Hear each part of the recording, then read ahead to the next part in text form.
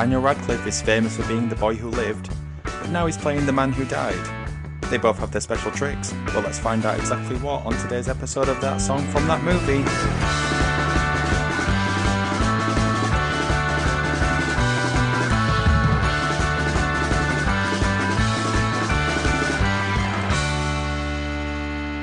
Hola! Thank you for joining That Song from That Movie, the journey through the very best and worst of movie songs. I am your Swiss Army host Dietrich, and today we are joined by the scary thing that does big poops, Alex. So accurate. Every week it gets more and more accurate. just a great description of your biography. Yeah. And also joining us is continuous fart noise, Ben. Nice. Is this the closed caption version of the podcast? I wish I had watched it with subtitles to see whether or not that appeared at the bottom of the screen. Must do. It'd be good to see how they actually describe it. People who haven't seen this film may be very confused. This is one of those ones where you might want to see the film before you listen to this one because nothing's going to make sense. Absolutely nothing. And even if you've seen the film, it's not going to make any sense. That's why it's so good. How are you guys anyway? Are you asking us what the weather's like, Ben? Well, I was going to set it up. I'd say it's overcast with strong chance of rain. Oh, really? It's absolutely teeming it down here. Not quite It's yet. just overcast, yeah. Did you get hail the other day? Yeah, really bad as well. We got it Yeah, here. we did, yeah. And whilst it happened, a bird flew into our window. You thought it was just like a giant block of ice. It was like in the other room. We thought like the window had smashed or something. It was so loud. God, it's the apocalypse ever closer. Watched any films recently? The Farewell, Lulu Wang's film. A lot of people were saying it should have been nominated for an Oscar. Is that the one with Aquafina? With Aquafina, yeah. Yeah, really good. I think I bawled my eyes out at the end, to be fair. But yeah, other than that, I think I've just been watching more light-hearted films, such as Ocean's 11. But not Ocean's 8. 8 was a disappointment. I think 8 was a disappointment because it had such a good cast, didn't it? It should have been great. It felt like Yeah. it had everything going for it. It felt like a slam dunk. After about half an hour, I'm like, oh no, this isn't good, is it? Oh Yeah. no. Oh no. I did watch on a plane though, so maybe that's how I did. No. No, I watched it in the comfort of my own home and it still didn't reach any decent level. I watched it in the comfort of the cinema. So we've experienced it across all major platforms. yeah.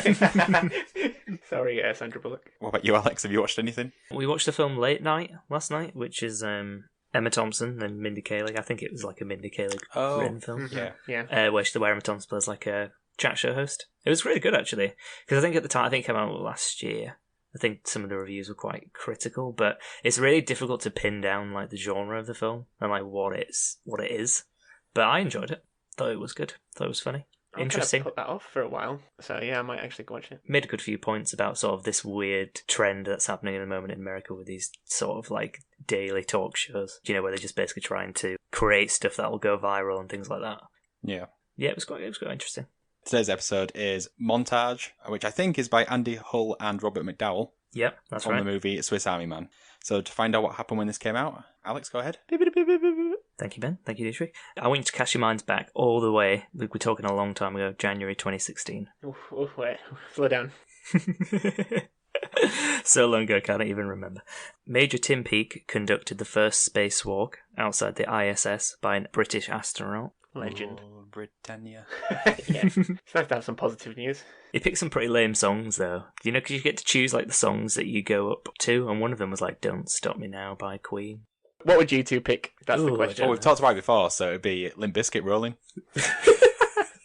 Talked about this before. Did we talk about this before? Not going up into space, but listening to that song whilst being on a ride. Oh, right, the roller coaster. Yeah, we did. Yeah, the rolling roller coaster. You could listen to "Don't Want to Miss a Thing." Remind you of your favourite space-themed film, Armageddon, as you're going up there. Take My Breath Away. Yeah. Go for that one. How long does it take? Like, how many songs do you need? Probably quite a while, yeah. Well, I think he was only allowed to choose 3. But anyway, on the same theme of stars, Star Wars: The Force Awakens became the highest-grossing film of all time in the US domestic box office, overtaking Avatar. And it's still the highest-grossing US domestic today. If you'd have asked me to guess what was the highest, I wouldn't have gone with Force Awakens. I know it was. Well, I just assumed that Avengers Endgame overtook everything. Yeah, but same. It was number 2. At a time when we were all still wide-eyed and bushy-tailed thinking about Star Wars. If only we could go back to those days. I think obviously it came out in December, didn't it? Yeah. But I think by mid-January it was the highest. Yeah. So get your hankies ready, guys. One Direction began their hiatus. It was supposed to last 18 months, but we're still waiting. God, it's like 2020 all over again. We're still waiting, guys. When are they coming back? Was this like the full hiatus or just when Zayn left? No, this was the full one, I think. I think Zayn had left Right. previously. They've probably still got a fair bit of money, all of them. I think every single one of them released like solo material, didn't they? Just fill the Westlife slot when they're in their sort of late 30s, early 40s. Yeah, they might do a few comeback shows way down the line. Yeah, when their audience are sort of, mothers. Yeah. And as well, I don't know if you remember, but 2016 was the year of the deaths. Right, All of yeah. them. Yeah, and January was in particular. So, David Bowie, R.I.P. Oh, Alan Rickman, R.I.P. and Terry Wogan, Oh, wow. Wogan. gosh. All in January 2016. Do any of you want to name your favourite David Bowie and or Alan Rickman films? And if you've got a Terry Wogan film, go for it. It's a Terry Wogan film. I bet he must be in something. Is he like Love Actually or something? He wasn't listed as having any filmography. It was all TV. Damn. Because I was looking for, well, surely he must have featured in something before, like Alan Partridge, the movie or whatever. But no. Well, for Alan Rickman, I'll say Galaxy Quest. Yeah, I was going to say Galaxy Quest as well, D. Not Blow Dry, the film where he plays a hairdresser. Never even heard of it. No. Favorite David Bowie films? Labyrinth. Yeah, it's Labyrinth, isn't it? Man Who Fell to Earth's pretty good as well. Yeah, it is. Prestige. Zoolander. Prestige, yeah, of course, Plays Zoolander. Tesla. Let's dance. What else seen? Merry Christmas, Mr. Lawrence? He's in the beginning of The Snowman. Do you remember when he's like walking in the attic, the cartoon The Snowman? Welcome to That Bowie from That Movie podcast. That Bowie from that movie. Yeah, I was trying to think of Alan Rickman films, and like obviously there are quite a few, but mainly Harry Potter ones. My favourite line ever from Alan Rickman is he's in Sense and Sensibility, the film, like from the early 90s, with like Emma Thompson and Kate Winslet. And one point he goes, "The air was full of spices." And that's just my all-time favourite. Obviously. You almost have to pinch your nose to do an Alan Rickman voice, though. Try and do an Alan Rickman impression and then pinch your nose. It sounds much better. The air There we was go, full of spices. There you go. I mean, Hans Gruber, that's his best role. I mean, it's one of them. Oh, yeah. Definitely up there. Oh, Robin Hood, why he plays And it. Fresh Prince. Prince of Thieves. I'm still thinking about Will Smith from last week. Woohoo! Oh. And that's the news. Alan Rickman would have improved the Fresh Prince, wouldn't he? Well, he would have made it different, whether or not he would have improved it. What, like the long-lost cousin?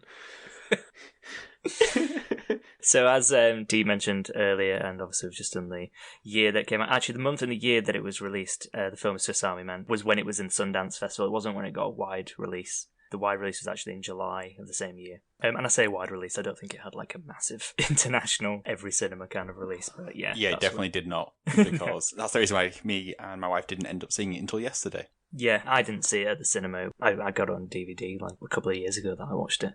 Which is weird because I remember Daniel Radcliffe actually doing a sort of like a junket tour around TV shows like The One Show, Graham Norton and stuff with his dummy. So he was really promoting it, so it was really weird that they didn't get that wide release. Anyway, before we go into that, maybe I should give a bit of a synopsis of the film. I can't wait to hear this. Well, yeah. So it's produced by A24, and it was written and directed by Daniel Scheinert and Daniel Kwan, who are credited as Daniels, not the Daniels, but just Daniels.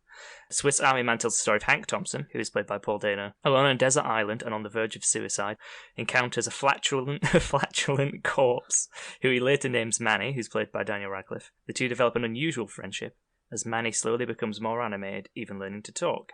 Hank soon discovers he can manipulate Manny's body like a Swiss Army knife, and they use these newfound powers to try and find their way home from remote wilderness. How did I do? Beautiful. Beautiful. You described the opening 5 minutes of the film perfectly. Yes.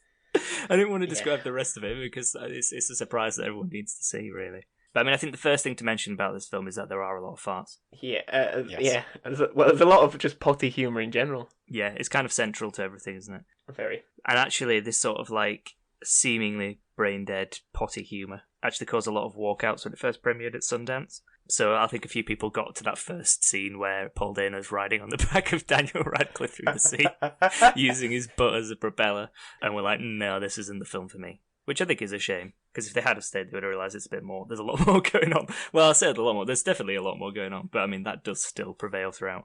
Before I ask you guys' opinion of the film, the Daniels, have said that when they originally conceived the idea, everything was based around making the audience laugh with the first fart and cry with the last. I don't think I cried with the last. No, I did not cry with Lost either. I had the same feeling as I'm pretty sure, it's been a while since I've seen it, but Mary Elizabeth Winstead, who's, I guess, I want to say love interest, but I think that's pushing it. Yeah. We're going to have to give a spoiler alert here because we're just going to end up talking about this film. Her closing line, isn't it just, what the fuck? Or what the hell? Yeah. That's what I think. It's the second film she was in that her last line is fuck. Oh, really? Just as a tidbit. Well, I don't know what they've done is. I can't remember what it was. Scott Pilgrim? 10 Cloverfield Lane. Yes, it was 10 Cloverfield Lane. Great film. Well, until the end. John Goodman should have been nominated for an Oscar. So what do you guys actually think of the film? Did the farts hit you on these emotional levels? Yeah, I only watched this movie yesterday, and in my notes I've written down, instead of my opinion, I've put, now you've slept on it, why don't you just say what you think? And honestly, I don't have an opinion on this film, because I can't figure it out. I don't know if it's good or not.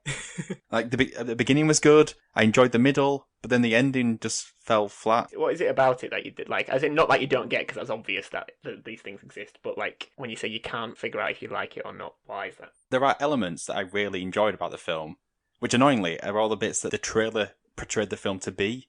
For example, essentially using Daniel Radcliffe as this weapon, as this tool. I enjoyed all that bit, the bit with the song, that obviously we'll come on to. It didn't go anywhere, which would be fine if it had something to say, but I don't think it really had anything to say at the end. Mm-hmm. After the film, me and my wife discussed the film, and we ultimately decided that it was like a loner version of Shrek. So like it's that same sort of story of acceptance and better out than in, that's what I always say, sort of thing. Film based on that one line. Yeah, I suppose like going against social conventions. The female in the film is a redhead. You've got a noble steed who's ridden, but he's got powers that he shouldn't have. For example, a talking donkey or a farting corpse. There's a lot of parallels here, but Shrek does it better. And it also has, like, musical numbers. I mean, I didn't expect that to come up as a comparison. Alex deleting his notes as he goes. Damn it. All that stuff I had around Shrek gone like that. So it's like Shrek for loners. There you go. Shrek for incels. Shrek for incels? Wow. Like a Guardian headline? Okay, that's too far, but you know what I mean. Shrek for incels. I see what you mean though, because at the same, I feel like the bits I like, because it's probably been about, I don't know, I think I saw it just after it had come out. I feel like the bits I've remembered fondly are those bits that, like you say, are in the trailer or the montage scenes, and when they're sort of building this friendship. Yeah. And yeah, it does feel more like it should have been a short film, and the idea was it's a short film, and that the ending is like let's make this into a feature, and we don't really actually have a core sort of like narrative built through it. It's more like it's a concept, and that you built around the concept, and then you don't really know the narrative. It feels like it should have been a music video. Which is interesting, actually, because the two guys that directed it, Daniels, were before this was obviously their first feature film. Before then, a lot of the things they made were music videos. Okay. Oh, really? Oh. Yes. The band that recorded the song, well, it's two members of a band called the Manchester Orchestra who performed Montage. So should we go into the song, actually, now? We've talked a bit about the film. Yeah, let's go Got a few of your opinions. So yeah, the song is Montage, and it was written and recorded by Andrew Hall and Robert McDowell, who were both part of the Atlanta-based indie group Manchester Orchestra. They did the full soundtrack. They didn't just do this one song. And the Daniels, in my notes it's either Daniels or the Daniels, but it is Daniels, directed a couple of the band's music videos, so I think they did about 3. And then also, while they were writing this film, they did the video for Turn Down for What? I don't know if you know that video. Oh, right, yeah. Oh. It's like a really strange video where like a man's like humping the wall and the floor, and then like all the other characters sort of like take his like sexual energy and do weird stuff as well. Yeah. So they did the video for that, and actually there's a bit in that video where the guy who originates all the action, his like penis is moving from side to side robotically, and it's actually the same prop that they used in Swiss Army Man. Great. But they were doing it at the same time, so that's why they had that stuff available. And they also did the video for Rise of the Phoenix, the Tenacious D song. Oh, really? Yeah. So they do have quite a bit of experience working in music videos, so I think maybe bit of a that's pedigree.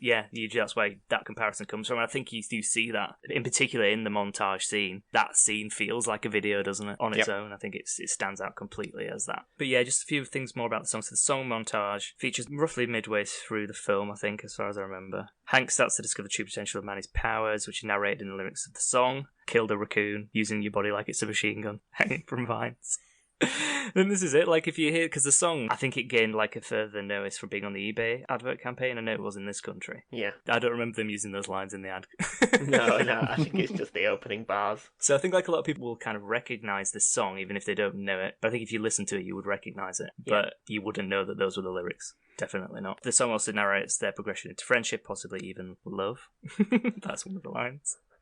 Falling in love. Like a lot of songs in the soundtrack, it's sung a cappella, as well as Hall and McDowell. The song also features vocals from Paul Dano and Daniel Radcliffe. Hall and McDowell said the choice to use a cappella songs was to imitate the pair's seclusion in the film, just their voices without outside interference. And as more people enter the film, the songs start to pick up instruments.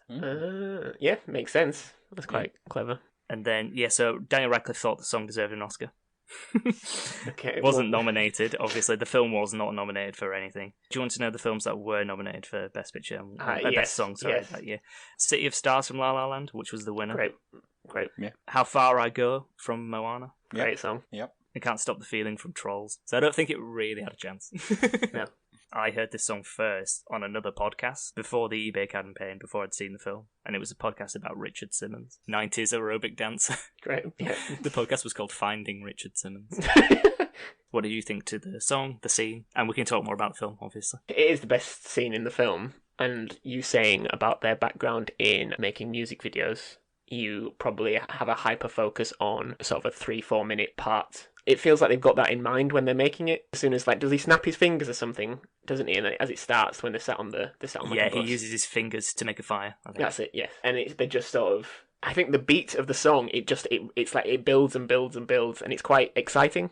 Even more so than the rest of the film, it's just suspend all understanding at this point. Just suspend everything you know about space and time and what makes sense and what doesn't, and just kind of, I guess, laugh. It's the only part I've rewatched, and yeah, it is really funny. And I think if I treat the film more as a comedy, I enjoy it, and the song is very uplifting. I don't get the thing of it makes you want to cry, because I just don't. Yeah, I don't get that either. I think I was shocked that this song was actually made for this film. I'd heard it on as we said before, the eBay adverts. So I just assumed it was like an album track from someone like the Lumineers or Imagine Dragons, someone like that. So yeah, looking at the lyrics was a bit of an eye-opener. Suddenly realising, this is all the things that happened in the film. Yeah, well, that's interesting, isn't it? Because it's literally describing what they're doing. Yeah. Obviously, you have things in musicals where they'll literally talk about, like, oh, look, there's a car over there. I don't know, example. I couldn't think of anything that was like, this is literally describing what is happening in the scene right now. As if they're just kind of having to improv on the fly or record. Yeah, and even, like, the pop, pop, pop bit at the beginning is the actual lyric is popcorn. It's like popcorn. Because they're making popcorn. It's so specifically based on what they're doing right now in the film. It's weird. I mean, I'd love to have been the eBay execs, like, when you're thinking, you must have just had to have played, like, a 20-second snippet of the song and been like, oh, yeah, that's great. And then, oh, is that all there is? Yeah, that's all there is. No, there's nothing else, because there's no way they would have picked it. Yeah, I mean, I guess the comments is that to sort of go back to, like, the points that you guys were making at the beginning. I suppose its making is about social, like, what's acceptable within social realms. So, like, him getting an erection and stuff, Paul Dano is like, that's weird. But, I mean, it's a dead person who is alive. Like, there's other things that are more weird than that. So I guess it's kind of making a commentary on that kind of stuff. And obviously the farting. Well, it was symbolism. Symbolism. Paul Dano character was dead on the inside but alive on the outside. Ooh, while Daniel Radcliffe's character was dead on the outside but alive on the inside. Sounds like you got it there, D. Yeah. And together they make one whole person. Oh, gee.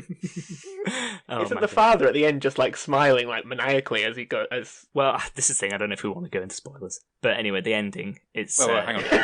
I don't know if we want to do this, but let's do this. I mean, are we gonna do it? We'll go to a break. After the break, spoilers, everyone. Oh, okay. This is your warning. This is your warning now. We're going to talk about the ending of the film. See you on the other side.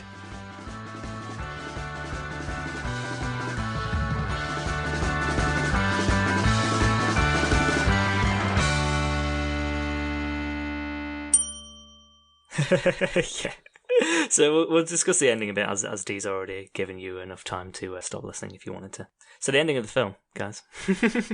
It's a bit weird. It's a bit in contrast to the rest of the film, I suppose. Well, I don't know if it's a contrast, but it does stand out as different to what you were sort of promised, I guess, in the trailer, like you said, Dee. It doesn't really relate that much to the fact that Daniel Radcliffe's a Swiss Army man and he can do all these weird things. It sort of ends up that Paul Dano's character has a picture of a woman on his phone who you think might be his wife or girlfriend, but you don't really know. I think Manny, the corpse, sort of falls in love with the idea of the woman at one point, and you think, oh, it's kind of weird. And then it sort of transpires that actually the woman on the phone is just some woman that Paul Dano's character's been taking pictures of on the bus, and he doesn't actually know her. And the entire time they haven't been trying to make it back from some remote wilderness. They've just been living in the woods behind her house. Without her knowledge. Without her knowledge, yeah. And then they sort of, I guess they kind of confront her, or they come to her house and she has a family, and it's all a bit weird. And then they both get chased down to the beach. But at this point, Manny the corpse is like still corpse-like. So it looks as though Paul Dano's just imagined it the entire time. Until the ending, when he sort of farts off into the distance. Is that summed up nicely? Yep. The ending? I'm crying here. I'm crying. I think it would have been better if he wasn't alive and it was all in his head. Well, that seemed to make sense as an ending, I suppose, didn't it? That would have been a better ending. Or at least he can see him going off. You can still have the beautiful farting off into the sunset moment, but you don't need it. I mean, it breaks the barriers. I mean, a lot of films do that sort of like, oh, is it real? Is it not real? And we're usually in a more serious tone because it's quite, it's quite a dark subject matter, but I guess they just kind of like, to me, it's just kind of throwing it all away at the end. It's like, no, it's just about the fart jokes. Yeah, I kind of liked it in a way, because like you say, once there's a reveal that you think, oh, he's not alive and it's all in Paul Dano's head and he's just lost his mind a bit. I kind of liked that they then threw it back on its head. It's like, no, it wasn't a live corpse. I just sort of thought it was quite funny, but it wasn't like it wasn't a cry. It was more of a no. This is just a weird film, and they're embracing it. It's unashamedly weird, isn't it? Yeah, because I suppose if you have the other ending, it gets rid of the weirdness a bit. It sort of brings it back. Yeah, I suppose. With this film, I would have much preferred and was sort of mentally prepared for Castaway, but instead we're seeing it from the vision of whatever Tom Hanks' character is called. Hanks? Wait. Yes. Paul Dano's called Hank. Yeah, so this is actually the name. His name is actually Hank Thompson, which is obviously an inverse of Tom Hanks. Yeah, because of Castaway. You stumbled upon the truth there, dude. But yeah, that is true. Wow. Yeah, so to me, it should have been a film where, obviously in Castaway, he's talking to Wilson, he thinks he's a real person, but we're just seeing the fact it's just a ball. Yeah. And he's using like ice skates but we're now seeing it Castaway from the perspective of the character who has created a real person around this trash. Yeah. But that's not the film. After 5 minutes, he's already off the island. Yeah. I think what's kind of odd about it is, like, obviously at the end, it sort of reveals that he does have these special powers all along. But then, like, when they're sort of chasing them through the woods, when you sort of realise that Paul Dano has been behind the house the entire time, all the stuff looks like, well, what were they doing then? Because it looks like they were doing stuff to sort of escape the wilderness. But obviously they weren't. I think with the song as well, though, like, it's like a fever dream, isn't it? I think it's got like a frenetic, manic pace of everything. And then the second half, when it dulls it back down, it again makes sense to coming back to reality and the difficulties of normal life. When I describe that, and I'm listening to myself like, that sounds like a decent film, but it's only ever known as the farty penis compass film. Yeah. Yeah, I mean, it was interesting what you said there so about the ups and downs, because I guess it's kind of trying to channel his mental health issues. And I guess like that moment in the middle with the montage is sort of that euphoria of like, oh, this is where things are at their peak of greatness, and then obviously everything only gets worse from there, really. Yeah. And it is the peak of the actual film. Yeah. In terms of watching and enjoying it. Oh, yes, definitely. Yeah, you're probably right. I think the song, like, as well, just really, really works in this scene. Really works, yeah. Yeah, it's just so uplifting, and it's just so, every time I hear it, just pumps me up.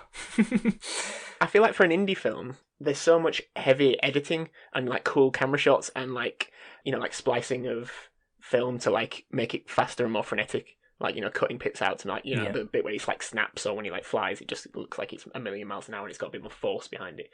There's a lot of cool little nifty tricks, and they probably picked up quite a lot with music videos, and there's a lot, I guess it's a lot more overly edited when you've only got 3 minutes to work with. Yeah. You can tell their expertise comes out in that music section, the montage bit, just because they're just throwing all their skills at it, and there's so many like cool camera shots and angles, and it's those sort of little things. Oh, how do we make this like he's getting a shower while Manny, dead Daniel Radcliffe, is basically just spewing water out over him, because he is also an infinite source of water for some reason. Yeah. It's like, oh, how can we turn this into like a longer scene? Doesn't need to. It only needs 5 seconds, because then it's made its point. It's weird, isn't it? It feels a bit like when you just describe it then, like it's a practice film, like they're trying to really get to grips with how everything could work. I mean, obviously it is their first film. I think, like you mentioned, Ben, in the break, like, oh, well, what was the progression from music videos to film? And basically, I think obviously they'd received a bit of a reputation for doing quite innovative and interesting music videos. And they sort of were just throwing ideas around, and they'd meet with producers and they'd come up with the craziest thing they could. And everyone would usually sort of say, well, no, that's stupid. But then like one producer's like, why don't you just make that film about the fighting dead guy? So then they went to Sundance, and they basically went to every single sort of Sundance masterclass that they did. So on screenwriting, production, editing, all that. And they just went through that entire process, which is probably why the film premiered there. Yeah. And then they continued to make music videos on the side, which is when they made the Turn Down For What video. And obviously the two things sort of informed each other. But yeah, I think it's just, it does feel like a lot like it's like a practice film and they've just thrown everything at it. Do you think like this is still at that point of Daniel Radcliffe trying to shed his Harry Potter skin and just going for as much crazy, zany, completely left field choices to unshackle himself from that typecast? When did Deathly Hallows Part 2 come out? God, like 2012 or 13 or something? Yeah, 2012, I think. So, Okay, so I feel like at this point, he's probably at the point where he's going, I have enough money to last me a lifetime, I'm just going to do whatever I think sounds fun. I think that's it with him, isn't it? Like, he does seem to just pick stuff where he's like, well, I'll just do whatever sounds interesting. And actually with this, the reason why, the only reason he accepted it was like, well, I'll do it, but I want to do all my own stunts. That was his one thing. Right. So actually, like, the vast majority of Manny in the film is Daniel Radcliffe, because you would think there was a double, which they only use, not a double as in a person, but an actual mannequin, hence the name Manny, presumably. They only used it on instances where someone would die. Every other time it's Daniel Radcliffe. He must have fallen a lot. Because he's thrown about like anything, like a complete ragdoll. Well, they sort of said, like, well, if Harry Potter can lay in the dirt for 8 hours a day, then we can't complain about anything on the film. That's what the two directors said. Fair. So. Yeah. I wonder, how do you get Paul Dano? So Paul Dano accepted the film because of the premise that I gave at the beginning about making you laugh with the first fart, cry with the last. He accepted it on that. He was like, I like it. He's an indie darling, isn't he? Really? Yeah, exactly. I guess like Little Miss Sunshine, I think, was his first like big break. Yeah. And then There Will Be Blood straight after that. I'm pretty sure Paul Thomas Anderson was one of the sort of the Sundance constructions, like his first film, or one of his first films, Hard Eight, was through that exact same process. And like Reservoir Dogs, Quentin Tarantino did that through the Sundance labs. Yeah, well, actually, Quentin Tarantino gave them notes on this film. Really? Yeah, well, that's the thing, isn't it? It's experts just sitting in a room basically telling you about all the tips and tricks to follow. But yeah, Paul Dano, he's not really made that jump. He has this very sort of like stark face, doesn't he? Like a gormless look. I mean, in Prisoners, when he's just like basically locked in a room most of the time, just crying. I think it's one of those things though. It's kind of like a mark of like you know this film's going to be quite decent if Paul Dano's in it. I always think. Yeah, I think he's a director now, isn't he? He's gone into that. Is he? Yeah, he directed Wildfire or something. Are you looking forward to the new Batman film that he's in? Is he? He's playing the Riddler. With Robert Pattinson. Yeah. Well, this is interesting as well, isn't it? Because Robert Pattinson's actually done something similar to Daniel Radcliffe. Yeah. Really tried hard. I mean, I think Daniel Radcliffe's done it like with more good grace, maybe, or like in happier spirits. Because I always think that Robert Pattinson was quite dismissive about his time on Twilight. Very, yeah. Where like Daniel Radcliffe's playing films where he's a dead guy fighting, or what's the recent film? Guns Akimbo, Guns where he's just Akimbo. got guns attached to his hands. That feels actually like a bit of a sequel to this, doesn't it? It does, doesn't it? Yeah. Oh no, prequel maybe. That's how he ended Oh, up. prequel, that's how he died. We've sort of said there's obviously negatives about this film. It's not all great, and it is, it's very weird. Obviously, it stands aside from a lot of films in the last few years, which have kind of been like sequels or remakes and things like that. Do you think there's like enough films out there that sort of just have like a strange concept and just go whole hog for it? Well, that's essentially what A24 does. Well, you say that, but I mean, like, they did Midsommar, didn't they? And actually, I thought that was a bit poor, personally. But I know they've done other things which would sort of fall into that weird and out there category. But I don't know if there's enough studios out there doing this kind of strange film. Because I think, like, you pitch this film, it feels like it wouldn't get made, like, 98% of the time. I'm trying to think of like examples. Like, I guess it's that middle ground comedy. I feel you can go balls to the wall, really kooky screwball, and it's kind of accepted. They're usually led, though, aren't they? They're usually led by a comedian that's sort of, like, well. It's the drama. It's the middle ground. Like, it's like comedy. Yeah, horror. I feel it's easier with horror to kind of have like an unusual moral core. But I'm trying to think of a drama that's really sort of just really kooky. I know this borders on it is a comedy element, but it still has those sort of weird drama elements. There's dramatic elements, yeah. I think with this, like, it's just so bizarre. It's like it's not like anything else really. No. And it just seems like how did this get made? And obviously they went through the Sundance route, but It just, I don't know. I just wondered what you guys think it did. But I mean, I suppose the question is like, do you think there should be more films like this, or do you think actually what makes it good is that it's sort of out there on its own?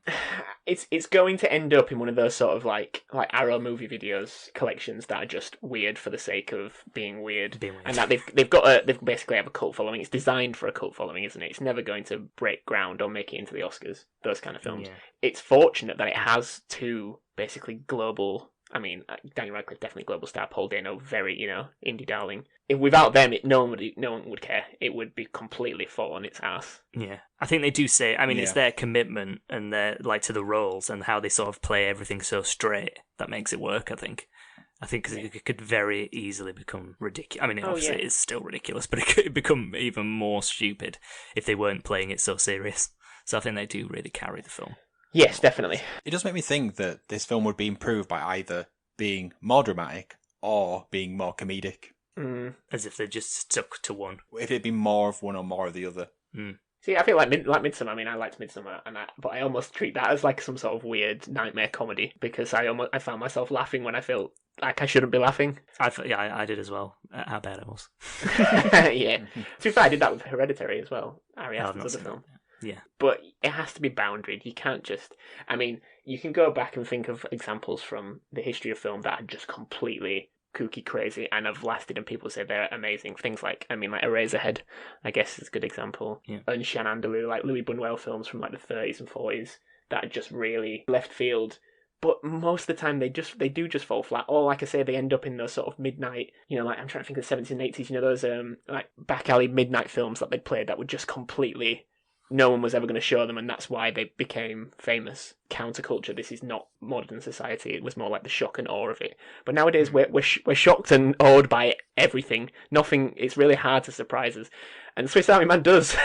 So it's got that element of it. For 2016 to still make a film that's like, what the hell is this? Yeah, I think that's why it stood out so much to me. You watch it and think, just like, what are these things that they've thrown together for this film? It just feels like they just put some of the most random things together and just like hope it works, which it kind of does at parts and not others. Yeah, but I just thought it was like an interesting point of discussion to kind of think about. There's so many films where obviously they're just aiming to please everybody. They're trying, and so nothing ever really kind of reaches at the heights or reaches an interesting pinnacle. It's just always sort of like mellows out into the middle ground. If people ever want to see more weird films, there is if you go on 366weirdmovies.com, it has 366 of the weirdest movies of all time. And it's updated constantly, and you should just work your way through them because you'll recognise a lot, but some of them are just very on this same level though, just amazing for being. There's nothing else like it. Is this film on it? I've not checked it recently. I just had a quick look over some of the stuff. Some of the things you'll even look on there and go, "That's not that weird." But that's basically because we're talking about Shrek. Swiss. I'm trying to think of something on. I'm just looking at something on there. Oh wait, no, it's Shrek for insults. Oh right, okay. I mean, Run Mother Run's on it, so that's not that weird. Yeah, I suppose the way it's presented is weird. Yeah, with the resetting. Have a look at it. Mother, that was a weird one. Was that the Darren Aronofsky thing? Yeah, that was. Yeah, that was actually kind of like high concept, a bit odd, wasn't it? Yeah, I didn't love the end. To be fair, in a lot of similar ways to Swiss Army Man, the ending kind of ruined that film. But let's not go into the ending of that film as well. Don't want to spoil every film, are we? So it only came out a few years ago, but do you still think it holds cultural significance today? I do, even if it's just like because of what Ben said, where it'll go down in like the annals of history of being like a really unusual step in cinema. I personally, when I asked the question about whether I think like there should be more films like this, I think there should, because it just adds like a different texture to the sort of cinematic universe, I suppose. I know like this kind of film is never going to please everybody, and they obviously knew that when they made it. And I think even Daniel Radcliffe, when he was doing his press tours, was sort of saying, look, there's about half of you probably not going to enjoy this film. And that's true, isn't it? I think a lot of people would just watch the beginning scene and be like, what on earth is going on? But it does bring something different, and it's good to see people trying to do something weird and strange and original. True. Although Thunderpants got there first. What about you, Ben? Thunderpants did get there first. Yeah, most the same thing as Alex. I guess it holds significance in that it will hold its place in a sort of corner of cinematic history that will be on the shelves of those sort of unusual collections, like the Arrow video just becomes that film of, oh, do you remember that film with the farting dead guy? If you want to be known for that, great. I guess some people will set higher bars within cinema. Yeah. And with the song, that obviously still has cultural significance because of eBay. So thank you, eBay. Thanks, eBay. So that brings us on to the ultimate question. Movie or song? I'm looking at my DVD collection on the wall, and I won't start reading out some of them because people will start getting views of me that I won't be too pleased about. But Read. like Frankenhooker. You've seen some of these films when you came to my house. Wait, was one of them about Frogtown? Lords of Frogtown, yeah. Lords of Frogtown. Which had Roddy Piper in it. I mean, Buckaroo Banzai and Across the Eighth Dimension or whatever it is. Films like this that are, like I said, there's nothing like them, so I feel like I do really like the song, and it's been in my head quite a lot. I probably like the song more than the film, but I think Alex's point earlier, I do feel like you need these films to exist. So I'm going to say film. So you prefer the song, but you feel like you have an obligation to pick the movie. Just because I've got a little bit of space on my shelf, and I can just see where it just fits perfectly. It just fits there. Just wait for Arrow Video to make a cool sort of front cover, and then I'll be on it.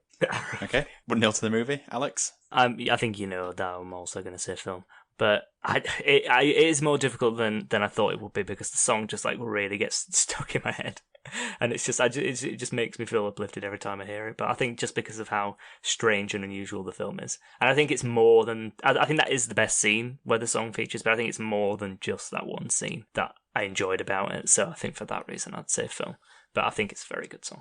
Hell Comes to Frogtown, not Lords of Frogtown. I was going to say, I'm sure it's not Lords.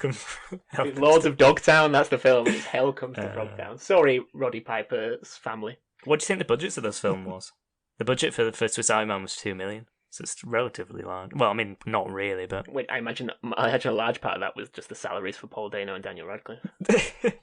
Maybe they took a big cut. Yeah, I mean, I suppose Daniel Radcliffe doesn't need money, does he? No, exactly. So it's 2-0 to the movie so far, I think, if I'm tracking that. Yep. Well, I'm picking song. If it was that scene from that movie, I'd pick the scene over the song over the movie. Yeah, it is great. Sounds like a good podcast. That's not the ultimate question. The ultimate question is movie or song. So I have to take the movie as a whole and therefore pick the song. So you're picking the song because it's of that scene? Yes. Yeah, I think that's fair. It's because of people like you, D, that I'm going to have space on my shelves. My DVDs are going to be slightly off right angle because of you. Why don't you just buy the single of this? Why would I wouldn't have a CD? You mad? What kind of person are Are you mad? You know DVDs are discs, right? It really angers me that one DVD I bought from that collection isn't the same size as the other Blu-rays. Why would you do it? Night of the Living Dead is not in a normal box. It's just slightly bigger. Why? Why, Criterion? Why? Why would you do it? Honestly. That is annoying. Let me know. On the topic of Frankenhooker, we come to the end of today's episode. What did you think of Swiss Army Man? Please send us your explanation of the ending to our Twitter, which is TSFTMPod. You can also tell us which one you think is better, the movie or the song, but I'd rather just hear your hot takes on how the ending should be explained. And also, just to add there, I'm thinking maybe we haven't described that well, what the film actually is. It can't really be explained without watching, I don't think. Time for some goodbyes. So it's goodbye from me, goodbye, and goodbye from Alex. Manny, I think your penis is guiding us home. Oh, I was so close to picking that one. And it's goodbye from Ben. If you don't know Jurassic Park, you don't know shit. Oh, that's the one above the one that I've just said. IMDb page, Ben, for quotes. Good to know you do your prep beforehand. Oh, yeah. So, goodbye, everybody. See you later. Bye. Goodbye.